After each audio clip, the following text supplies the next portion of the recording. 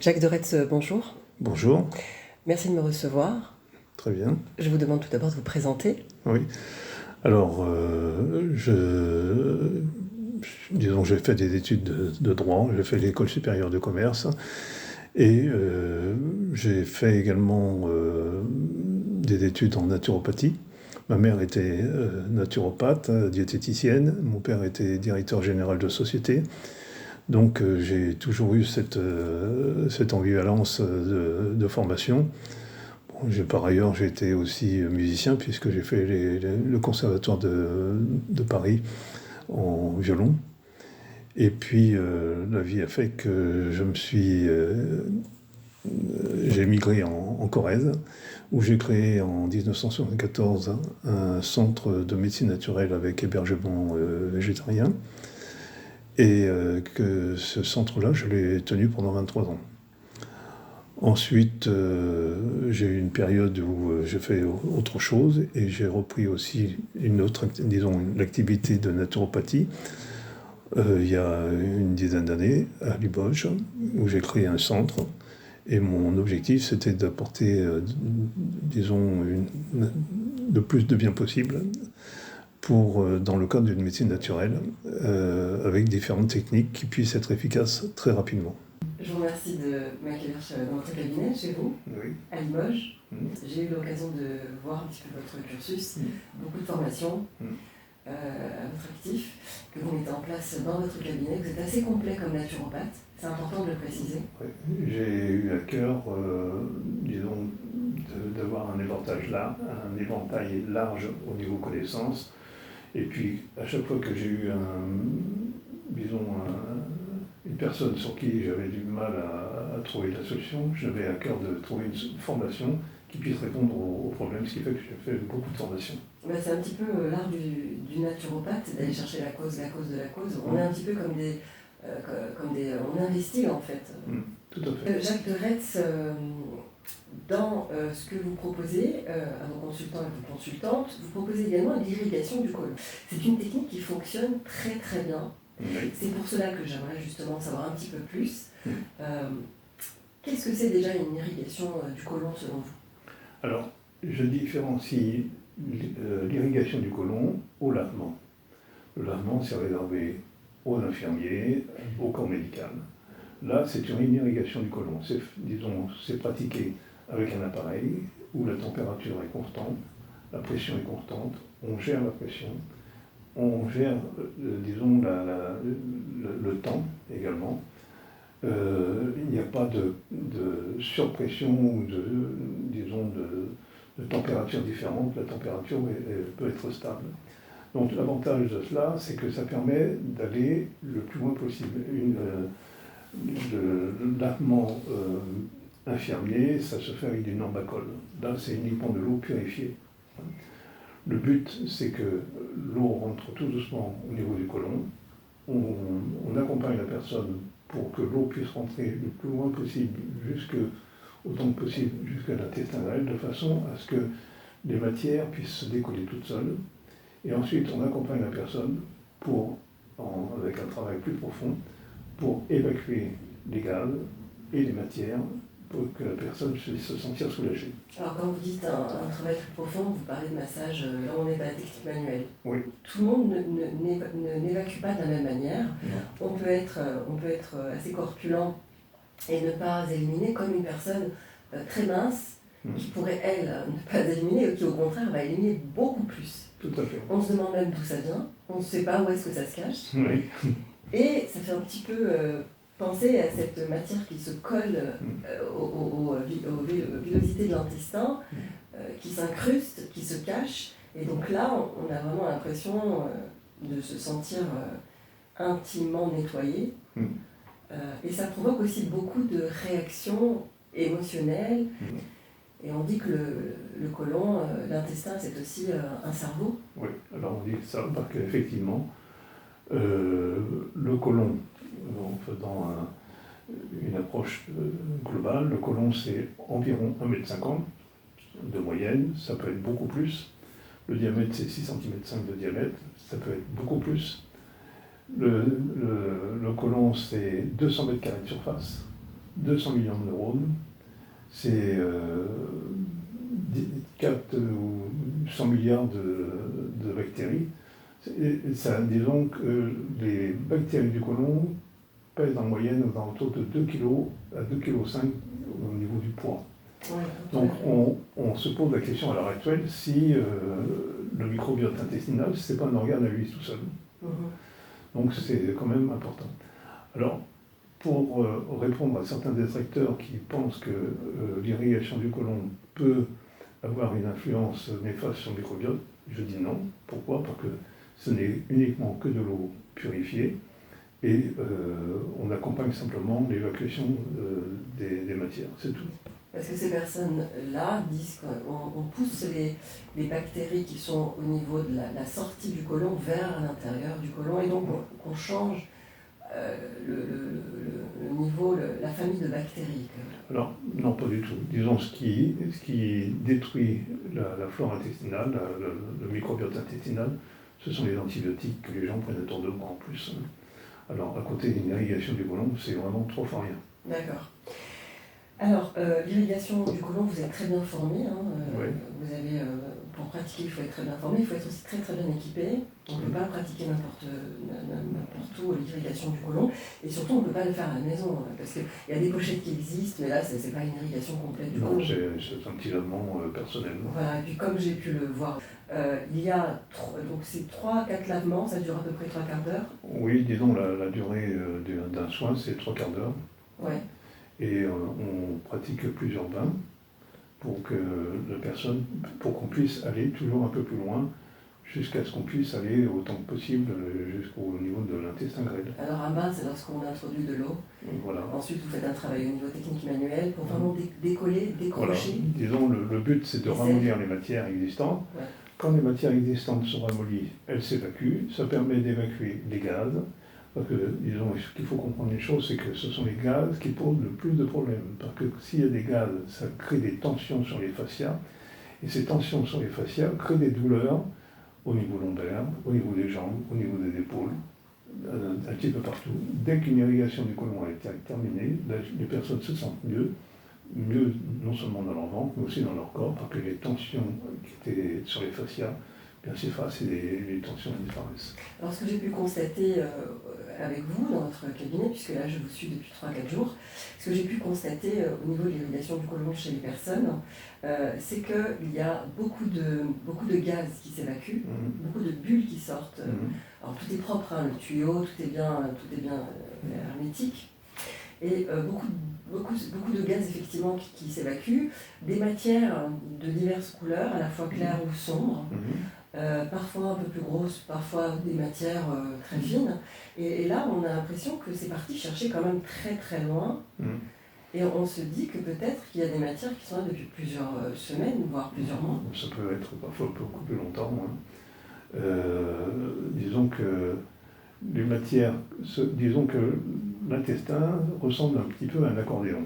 Un accordéon ouvert. Si l'accordéon est ouvert, les matières passent, les gaz passent, tout va très bien. Mais comme on n'habite pas dans le meilleur des mondes, eh bien, quand vous êtes spasmé, si vous mangez trop vite, si vous n'avez pas des aliments qui conviennent, à ce moment-là, l'intestin, au lieu d'être comme un accordéon ouvert, se referme, comme un accordéon fermé. Si l'accordéon est fermé, l'espace entre les soufflets se rétrécit, les matières colmatent. Une digestion, c'est toujours une fermentation, donc les gaz se forment dans tous les soufflets qui sont beaucoup plus importants. Et là, vous avez un ballonnement où les gens sont ballonnés, ils n'arrivent plus ils ne sont plus bien du tout, et les gaz sont emprisonnés. Et les gaz peuvent être emprisonnés des jours, des semaines, des mois, des années. Et les personnes qui font des sciatalgies, ou des lombalgies, ou des cruralgies à répétition, ce sont des gens qui ont des gaz qui ne s'évacuent pas. Dès qu'on évacue les gaz, eh bien les douleurs disparaissent. Là, vous venez de parler de sciatique, d'anciatalgie. Très bien. Donc en fait, vous êtes en train de dire que même quand on a une sciatique, il faudrait parfois dégager le côlon. Ah, tout à fait. Vous avez des exemples? De nombreux exemples, oui. Je vais vous dire, j'ai eu un jour une dame, c'était une dame qui était dans une EHPAD qui allait voir son mari, J'étais à ce moment-là, sur les lieux à ce moment-là.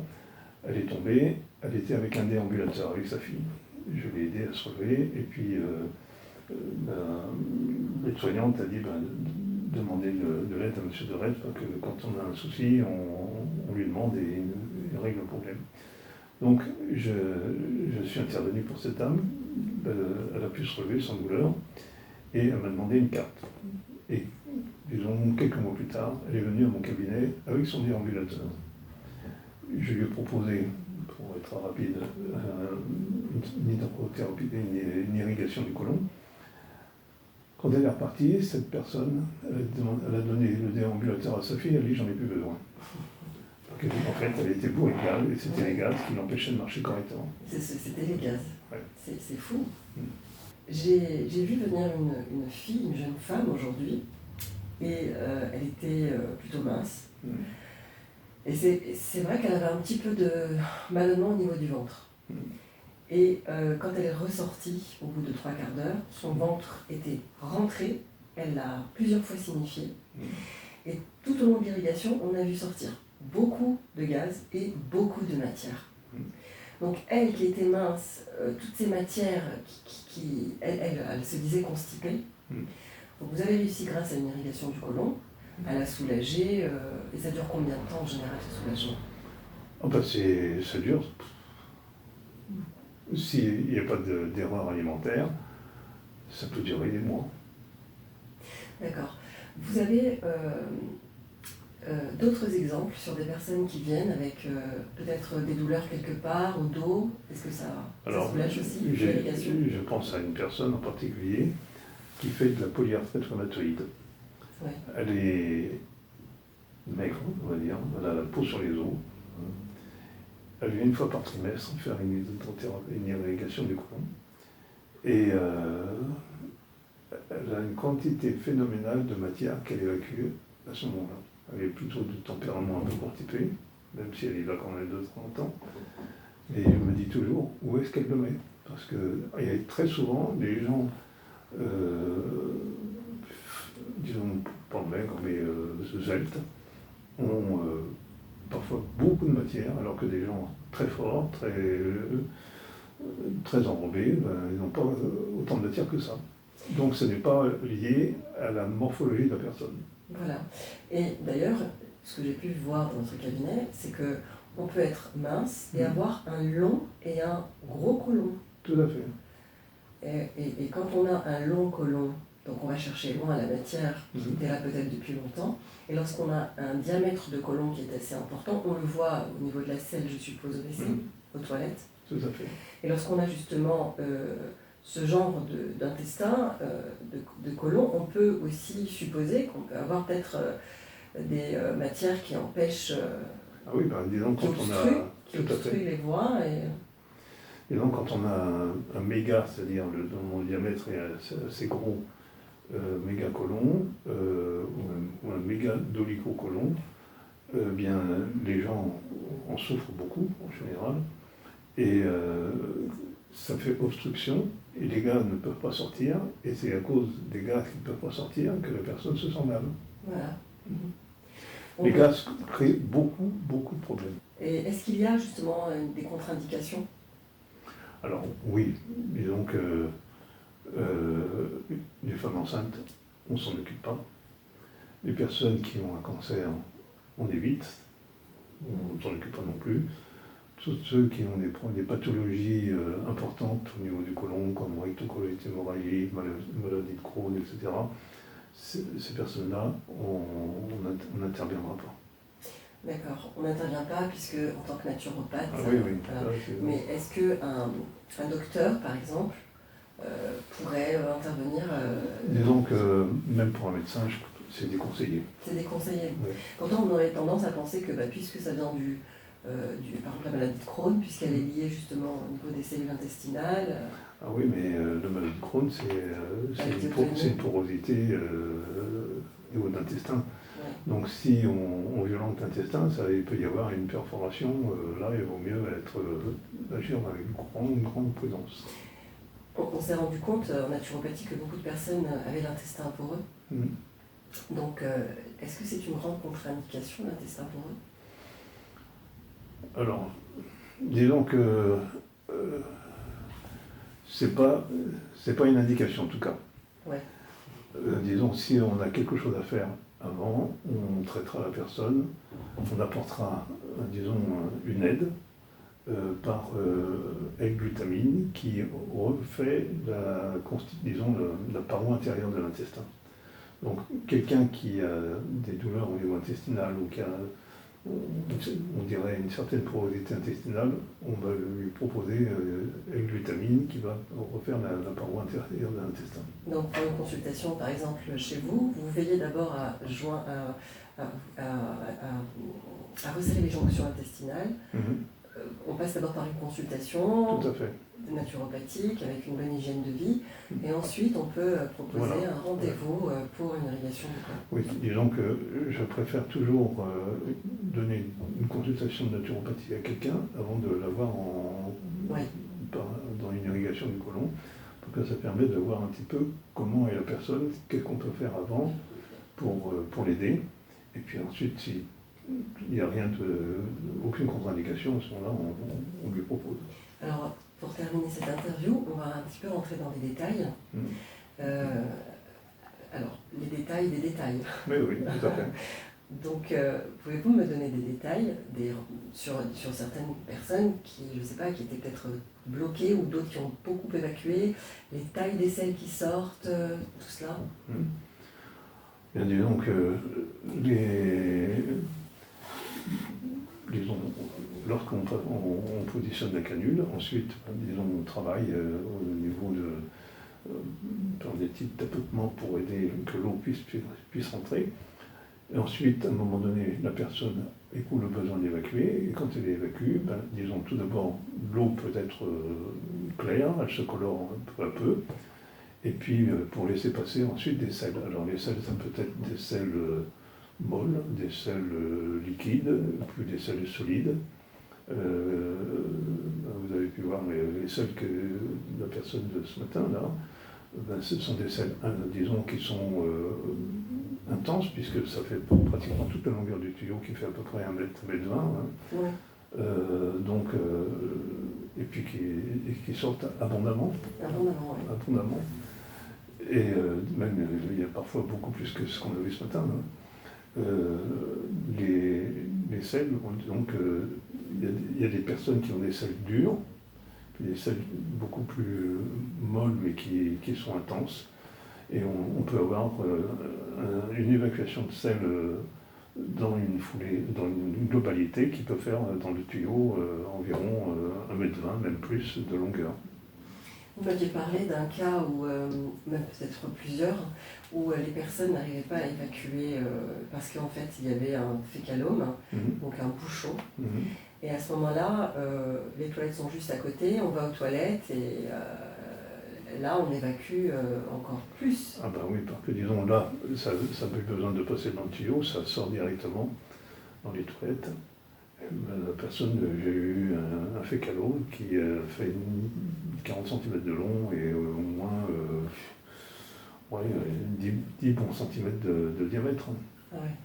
Elle a dû sentir bien pour elle, elle était réticente au départ, mais après elle m'a dit vous êtes bien faiteur d'humanité. Bien faiteur de l'humanité. C'est vrai que on a dit qu'on allait rentrer dans les détails des détails. Ouais. C'est vrai que parfois c'est pas évident non plus pour vous, puisque c'est quand même l'intimité, une partie très sensible, très intime, très pudique. Et puis on a aussi tendance, peut-être pour certaines personnes, à rejeter des sels directement sur la table de travail, qui est bien sûr bien protégée. Et là je vous ai vu travailler comme ça aussi. Vous êtes stoïque, il n'y a pas de problème. Non. C'est normal. Oui. Disons, j'ai ma casquette de praticien, et puis disons, je fais ce qu'il y a à faire, je mets les précautions qui sont nécessaires, je m'efforce d'être le plus délicat possible vis-à-vis des personnes pour que les personnes se sentent à l'aise. Parce que le but, c'est que la personne se sente bien et qu'après le soin, elle ait le plaisir de se sentir beaucoup mieux. Vous voulez rajouter quelque chose sur l'irrigation du côlon ? Oui, parce que c'est une pratique qui est très utile dans le cadre de mon cabinet, parce que ça permet d'apporter un plus pour les personnes qui ont des douleurs. Mon objectif, c'est que les gens, quand ils viennent ici, ils se sentent bien. S'ils ont mal au ventre ou qu'ils ont des douleurs au niveau du corps, ça peut être des gaz, ça peut être simplement des tensions ligamentaires ou musculaires ou de tendons. Et simplement en travaillant soit au niveau de l'intestin, soit au niveau de la peau ou de l'énergie, on a des résultats instantanés. Normalement, c'est combien de fois par an? Disons, une fois par an, c'est un minimum. On fait la vidange de sa voiture au moins une fois par an, Ouais. en fonction du kilométrage qu'on fait. Et bien, l'irrigation du côlon, c'est la même chose. On fait l'entretien de son corps au moins 1 à 2 fois par an. Je vous remercie Jacques de Retz pour cette interview, pour ces interviews, et j'aurai le plaisir de vous revoir puisque vous m'avez convaincu sur toutes les pratiques, que ce soit l'irrigation du côlon, l'ostéoréflexologie ou la bioénergie. Je suis ravie de vous avoir rencontré. C'est réciproque.